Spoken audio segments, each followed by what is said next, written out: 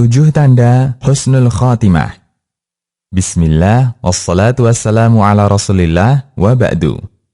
Salah satu di antara kabar gembira yang Allah segerakan untuk hambanya yang beriman adalah adanya pujian yang diberikan oleh orang lain untuknya.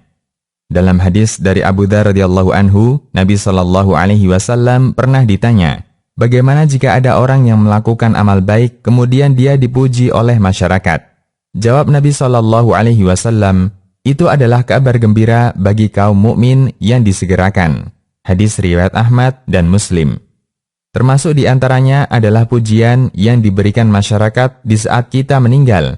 Allah tunjukkan sisi kebaikan kita di hadapan masyarakat di sekitar kita.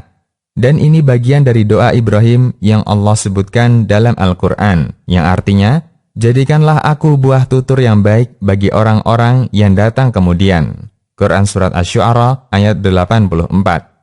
Makna buah tutur yang baik bagi orang-orang yang datang kemudian. Ibrahim memohon kepada Allah agar dia diberi taufik untuk menjadi sumber kebaikan sehingga semua orang memuji beliau hingga hari kiamat. Doa Ibrahim dikabulkan oleh Allah.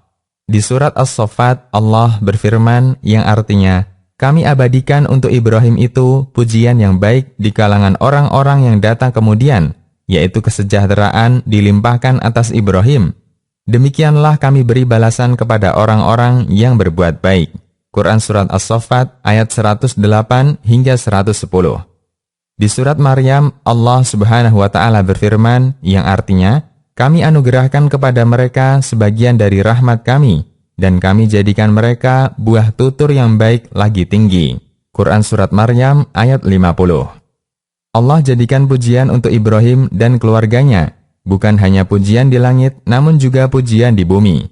Karena pujian manusia adalah kesaksian mereka atas perbuatan dan perilaku kita di dunia. Anas bin Malik radhiyallahu anhu menceritakan, suatu ketika para sahabat melihat sebuah jenazah yang diangkat menuju pemakamannya. Mereka pun memuji jenazah ini. Kemudian Nabi SAW bersabda, wajib, wajib, wajib. Tidak berselang lama, lewat jenazah lain. Kemudian para sahabat langsung mencelanya. Seketika Rasulullah SAW bersabda, wajib, wajib, wajib. Umar pun keheranan dan bertanya, apanya yang wajib? Jawab sang Nabi SAW, jenazah yang pertama kalian puji dengan kebaikan, maka dia berhak mendapat surga.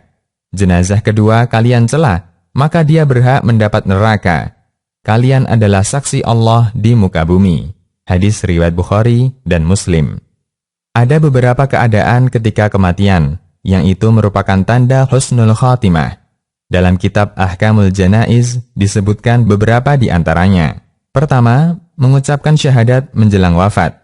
Dari Mu'adz bin Jabal radhiyallahu anhu, Rasulullah SAW bersabda, yang artinya, siapa yang akhir ucapannya adalah kalimat La ilaha illallah, dia akan masuk surga.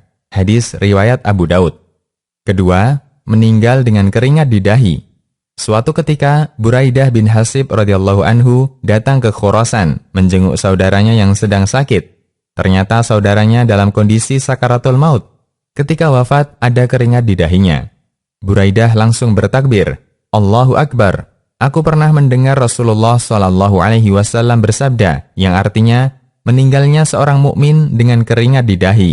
Hadis riwayat Ahmad, Nasai, dan yang lainnya. Ketiga, meninggal pada malam atau siang hari Jumat. Dalam hadis dari Abdullah bin Amr radhiyallahu anhuma, Rasulullah SAW bersabda, yang artinya, apabila ada seorang muslim yang meninggal pada hari Jumat atau malam Jumat, maka Allah akan menjaganya dari pertanyaan kubur. Hadis riwayat Ahmad, Tirmidzi, dan yang lainnya. Keempat, syahid di medan perang. Allah Ta'ala berfirman yang artinya, janganlah kamu mengira bahwa orang-orang yang gugur di jalan Allah itu mati. Bahkan mereka hidup di sisi Rabb mereka dengan mendapatkan rizki. Quran Surat Ali Imran ayat 169. Dalam hadis, Rasulullah SAW menyebutkan banyak keutamaan orang yang mati di medan jihad. Dari Miqdam bin Ma'di Karib radhiyallahu anhu, Rasulullah SAW bersabda, yang artinya, bagi orang syahid di sisi Allah, ia beroleh 6 perkara. yaitu diampuni dosanya pada awal mengalirnya darah, diperlihatkan tempat duduknya di surga, dilindungi dari adab kubur, aman dari kengerian yang besar, yaitu hari kiamat, dipakaikan perhiasan iman, dinikahkan dengan hurun ain, yaitu bidadari surga, dan diperkenankan memberi syafaat kepada 70 orang dari kalangan kerabatnya. Hadis riwayat Tirmidzi, Ibnu Majah, dan yang lainnya. Dalam hadis lain, ada seorang bertanya kepada Nabi SAW, "Ya Rasulullah, kenapa kaum mukminin mendapatkan pertanyaan dalam kubur mereka, kecuali orang yang mati syahid?" Jawaban Nabi SAW, "Cukuplah kilatan pedang di atas kepalanya sebagai ujian kesabaran baginya." Hadis riwayat Nasa'i dan disahihkan Al-Albani. Kelima, meninggal setelah bersabar dengan ujian yang Allah berikan. Dari Abu Hurairah radhiyallahu anhu, Rasulullah SAW pernah bertanya kepada para sahabat, "Siapakah syahid menurut kalian?" "Orang yang mati di jalan Allah itulah syahid," jawab para sahabat serempak. "Berarti orang yang mati syahid di kalangan umatku hanya sedikit," lanjut Nabi SAW. "Lalu siapa saja mereka, wahai Rasulullah?" tanya sahabat.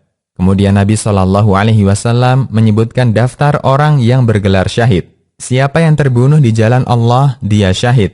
Siapa yang mati tanpa dibunuh di jalan Allah, dia syahid. Siapa yang mati karena wabah penyakit taun, dia syahid. Siapa yang mati karena sakit perut, dia syahid. Siapa yang mati karena tenggelam, dia syahid. Hadis riwayat Muslim. Dalam hadis lain dari Abdullah bin Amr radhiyallahu anhuma, Nabi SAW bersabda yang artinya, "Siapa yang terbunuh karena membela hartanya, maka dia syahid." Hadis riwayat Bukhari. Dalam hadis lain dari Jabir bin Atik radhiyallahu anhu, Rasulullah SAW bersabda yang artinya, "Selain yang terbunuh di jalan Allah, mati syahid ada 7. Mati karena taun, syahid. Mati karena tenggelam, syahid. Mati karena sakit tulang rusuk, syahid. Mati karena sakit perut, syahid. Mati karena terbakar, syahid. Mati karena tertimpa benda keras, syahid. Wanita yang mati karena melahirkan, syahid." Hadis riwayat Abu Daud dan disahihkan Al-Albani. Ketika menjelaskan hadis daftar orang yang mati syahid selain di medan jihad, Al-Hafidh Al-Aini mengatakan, mereka mendapat gelar syahid secara status, bukan hakiki. Dan ini karunia Allah untuk umat ini, di mana Dia menjadikan musibah yang mereka alami ketika mati sebagai pembersih atas dosa-dosa mereka, dan ditambah dengan pahala yang besar, sehingga mengantarkan mereka mencapai derajat dan tingkatan para syuhada hakiki. Karena itu, mereka tetap dimandikan dan ditangani sebagaimana umumnya jenazah kaum muslimin. Umdatul Qari, Syarah Sahih Bukhari. Keenam, meninggal dalam keadaan berjaga, yaitu ribat fi sabilillah, yaitu di daerah perbatasan negeri muslim dan kafir. Salman Al-Farisi radhiyallahu anhu menyebutkan hadis Rasulullah SAW, berjaga-jaga di jalan Allah sehari dan semalam lebih baik dari puasa sebulan dan sholat sebulan. Bila ia meninggal, amalnya yang biasa ia lakukan ketika masih hidup terus dianggap berlangsung dan diberikan rizkinya serta aman dari fitnah, yaitu pertanyaan kubur. Hadis riwayat Muslim. Ketujuh, meninggal dalam keadaan beramal soleh. Dari Hudzaifah radhiyallahu anhu, Rasulullah SAW bersabda, yang artinya, siapa yang mengucapkan La ilaha illallah karena mengharapkan wajah Allah yang dia menutup hidupnya dengan amal tersebut, maka dia masuk surga. Siapa yang berpuasa sehari karena mengharapkan wajah Allah yang dia menutup hidupnya dengan amal tersebut, maka dia masuk surga.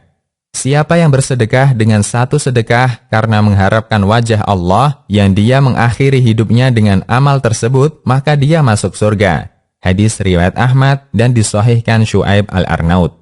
Semoga Allah menjadikan kita hambanya yang istiqomah di atas kebenaran. Amin.